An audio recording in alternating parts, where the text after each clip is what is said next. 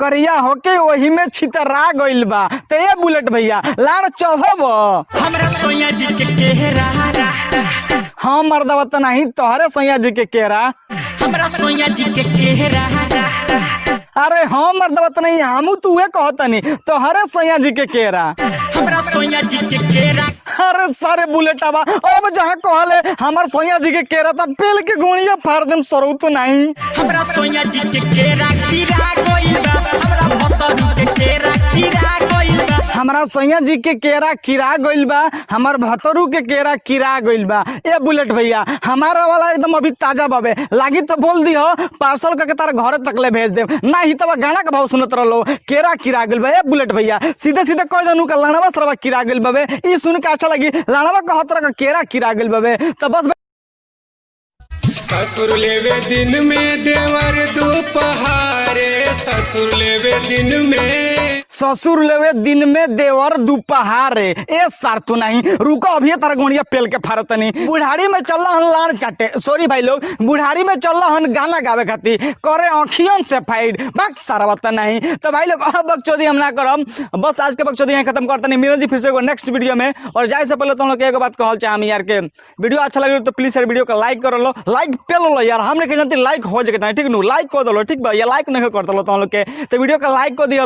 और वीडियो थोड़ा भी मतलब कैसा लगा कैसा ना अगर वीडियो थोड़ा भी अच्छा तुम लोग लागल तो कमेंट करके बताइए लोग के वीडियो में तुम लोग को कौन चीज सबसे ज्यादा अच्छा लगा ठीक बा। आगू से मारबो हैंडल धक धका धक धक पीछा से फेंको धुआं फक फका फक फक ना भाई लोग का गाना बा मतलब का खतरनाक गाना बा आगे से मारबो हैंडल धक धका धक धक और पीछे से धुआं फेंकी फक फका फक फक ना मतलब का खतरनाक गाना बा मतलब जो लिखले हो इनु वो सर्वा कुछ मतलब सोच समझ के लिखलो है मतलब देखो लो ना गाना का भाव मतलब हैंडल मारबो तो फक फका धुआं तो फेंको तो भाई हम जानते कहां धुआं फेंको तो मतलब जैसे का गाना ही गइले बनू रे भाई देखला के बाद मतलब यही मन करता नु के खाली करे बहन के गरिया दी कसम से लेकिन गरिया न कर सकती कैसे के कम्युनिटी गाइडलाइन के खिलाफ बा यार। जब ऊपर से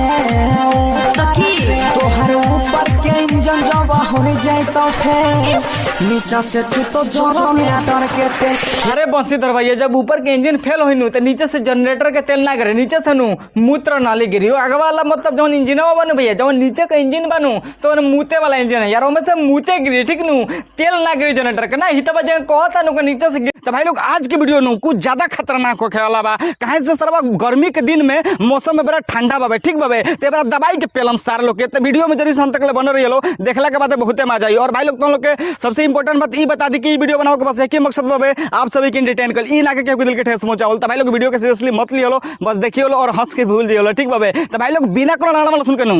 स्टार्ट करो आज के बकचोदी पूरा ससुर में जाके जानो किनो बहु मकान हम ओइ जा चले वो पेला पेली के दुकान। वाह भाई वाह वाह वाह का खतरनाक गाना गले बा ना सरवा ऑस्कर अवार्ड पावेला ये गाना गले बा बंशीधर सरवा आई मीन बंशीधर चौधरी जौन भैया वाला नु का खतरनाक गाना गले बा मतलब देखो लो ना एक बार तोरा ससुरा में जाके हम किनबो मकान उज के बैठेबो पेला पेली के दुकान अरे तोरी बहन के बेल काटो हमरा के बात बतावा ऐसा का गाना गावे में तोन के शर्म ना आवेला रे ना इस तरह जगह गाना गावा तनु देखला के बाद देखा का लगा तनु को बिस्कोपड़ा का पाहु ना सरवा और गाना के गइले बा सारे तोरा ससुरा में जाके हम किनबो मकान उज के बैठेबो पेला पेली के दुकान अरे तारे कर मोय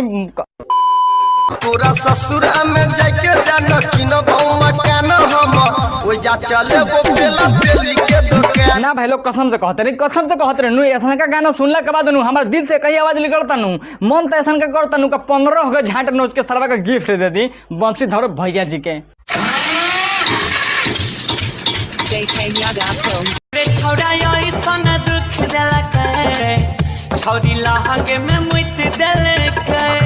अरे सरवत नहीं कौन गाना हरे के छोड़ी लहंगा में मुत देले कोई अरे सरवत नहीं। अब देखो लो भाई लोग की गाना सुनला के बाद नु हमारे इतना खींच न के बरत कि जितना ई सरवा गाना खराब गइले बावे हम तो ई सोच के बहुत परेशान बनी कि ई सरवा जब ऐसा का गाना गा सकतावे के लहंगा में मुत देले गए तो काल परसों जाके कहीं ऐसा का गाना मत गा देम नु के छोड़ी लहंगा में छेड़ देले गे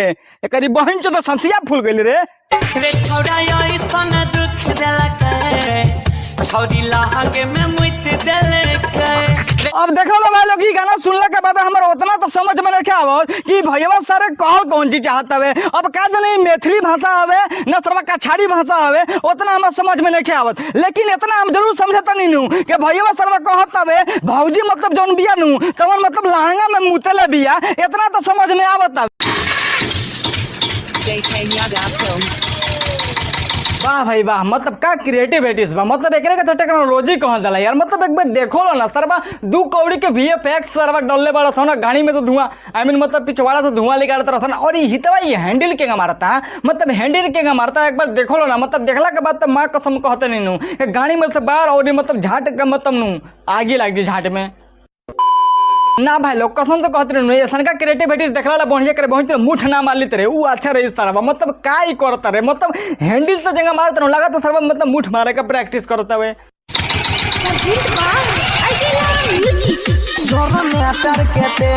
अरे चल जो। और एगो बात भाई लोग तनी भौजी के देखो लो, तनी भौजी के देखो लो सरवा इतना खुश बिया नु, मतलब इतना खुश बिया नु ई सरवा बंशीधर सरवा जौन बा आई मीन बंशीधर चौधरी जौन बाड़न भैया जी तने हंडिल मारो तुरंत इतना ही खुश होती है नु, देख के तो इतना का लगा तो सरवा सलमान खान के लाना देख ले बिया, ओई से इतना ज्यादा खुश बिया।